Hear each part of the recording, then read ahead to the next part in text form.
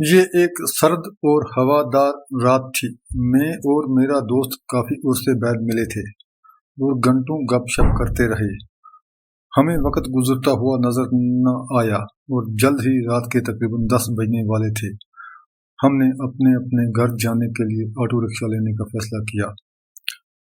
بارش شروع ہو گئی اور ہم جلدی سے آٹو رکشہ میں بیٹھ کر اپنی جگہ پر پہنچنا چاہتے تھے۔ ایک کے علاوہ کوئی بھی آٹو رکشہ ہمارے لیے نہیں رکا تھا۔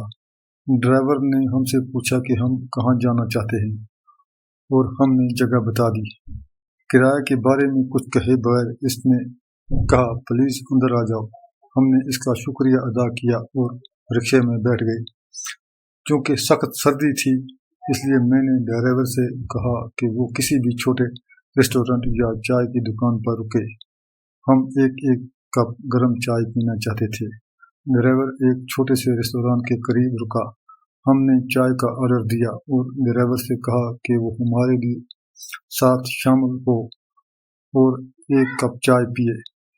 ڈرائیور نے انکار کر دیا۔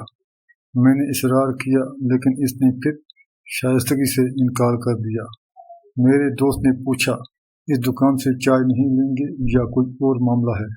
ڈرائیور نے جواب دیا نہیں سر، میرا ابھی چائے پینے کو دل نہیں کرتا۔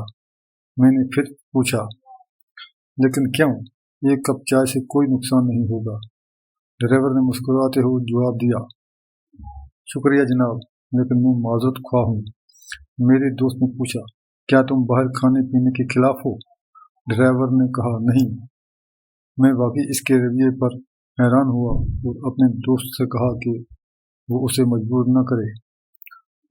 15 منٹ میں ہم اپنے گھر پہنچ گئے۔ ہم نے کرایہ ادا کیا اور ڈرائیور نے شکریہ ادا کیا۔